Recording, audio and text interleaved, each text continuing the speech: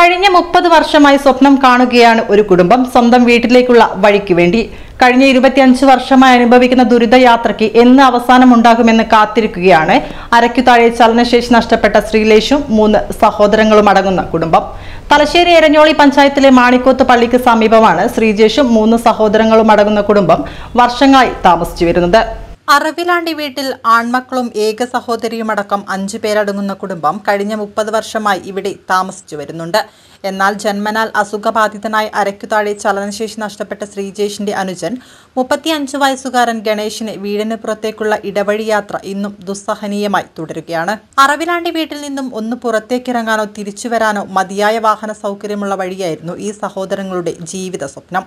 എന്നാൽ ഈ സ്വപ്നം സാക്ഷാത്കരിക്കാൻ പലരും പലതരത്തിൽ സഹായങ്ങൾ നൽകുന്നുണ്ടെങ്കിലും ചില വ്യക്തി താല്പര്യങ്ങൾ ഇവിടെയും വില്ലനായി വഴിമുടക്കി നിൽക്കുകയാണ്. എനിക്ക് 2 മൂത്തേട്ടന്മാരുണ്ട്. ഒന്ന് വിനോദ് മറ്റും വിജേഷ് മുത്തപ്പെന്ന് പറഞ്ഞ് നടക്കുന്നത്. അവർക്ക് 26 വർഷത്തോളമായിട്ട് മാനസിക അസുഖങ്ങളാണ്. പിന്നെ എനിക്കൊരു അനിയനുണ്ട്, ജന്മനാളെ നടക്കൂല, മുട്ടുകുത്തിട്ടാണ് പോവുക, അവന് മാനസിക പ്രശ്നങ്ങളുണ്ട്. ഞാൻ വിദേശത്താണ്, എൻ്റെ പേര് ശ്രീജേഷ് എന്നാണ്. എൻ്റെ അനിയനെ ഞങ്ങൾ ഇവിടുന്ന് മുട്ടുകുത്തിട്ടാണ് ഈ ചളി വെള്ളത്തിലിടുന്ന 30 വർഷമായിട്ട് ഇങ്ങനെ പോകുന്നത്.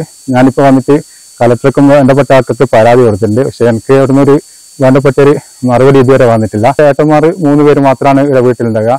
എൻ്റെ അച്ഛനും അമ്മയും ചെറുതിൽ മരിച്ചതാണ്. ഇവർക്കുള്ള ഹോട്ടലിൽ നിന്നാണ് ഇവർക്കുള്ള ഫുഡ് അറേഞ്ച് ചെയ്യുന്നത്. അവിടുന്ന് കൊണ്ടുപോയി കൊടുക്കുകയും ചില സമയം ഇവർ പോയിട്ട് വാങ്ങുകയാണ് ചെയ്യാറ്. മഴക്കാലം ആയിക്കഴിഞ്ഞാൽ അതിന് പോകാനും ഭയങ്കര ബുദ്ധിമുട്ടാണ്. ഈ റോഡ് പഞ്ചായത്തിൽ രജിസ്റ്റർ ചെയ്തിട്ടുണ്ട്. ആഴ്ചത്തെ ചെങ്ങറ എന്ന റോഡ് മാത്രമാണ് രജിസ്റ്റർ ചെയ്തിട്ടുള്ളത്. ഞങ്ങളെ ആവശ്യം എന്ന് വെച്ച് കഴിഞ്ഞാൽ ഈ റോഡും കൂടെ ഒന്ന് നന്നാക്കിയിട്ട് നമുക്ക് എൻ്റെ വീട്ടിലേക്കൊരു ഓട്ടോറിക്ഷ വരാനുള്ളൊരു വഴി ഉണ്ടാക്കി തരണം. വിഷമം കണ്ടിട്ട് ഇവിടെ ഒരു 9 വീട്ടുകാരുണ്ട്.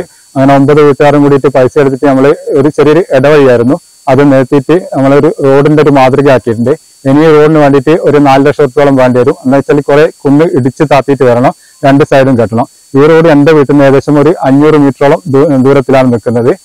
ഒരു താഴ്ത്ത റോഡ് എത്തണ്ടിക്കല്. ശ്രീജേഷിന്റെ സങ്കടങ്ങൾ ഇതുകൊണ്ടും അവസാനിക്കുന്നില്ല.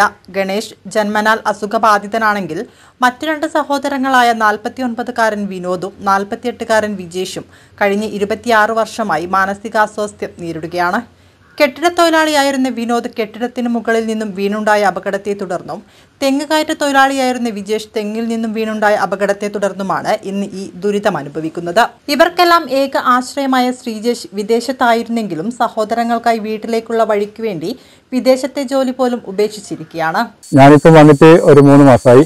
അപ്പോൾ 1 മാസം ലീവാണ് എനിക്ക് കമ്പനി അനുവദിച്ചത്. ഇപ്പോൾ 2 മാസമായിട്ട് ഞാൻ പോകാതുകൊണ്ട് എൻ്റെ വിസ ക്യാൻസൽ അടിക്കണമെന്നൊരു കമ്പനി അറിയിച്ചിട്ടുണ്ട്. പക്ഷെ ഞാൻ ഇതിന് എൻ്റെ ഏട്ടന്മാർ അതിന്റെ ഒരു തീരുമാനമായിട്ട് ഞാൻ തിരിച്ചു പോകും, ഇല്ലെങ്കിൽ നാട്ടിൽ തന്നെ കൂലിപ്പണി എടുത്തിട്ട് ജീവിക്കാൻ ഞാൻ തീരുമാനിച്ചിട്ടുണ്ട്. വർഷങ്ങളായി സഞ്ചാരത്തിന് അനുയോജ്യമായ വഴിക്ക് ശ്രമിക്കുമ്പോഴും മറ്റൊരു മാർഗത്തിനായും ശ്രീജേഷും നാട്ടുകാരും ചേർന്ന് തുടക്കം കുറിച്ചിരുന്നു.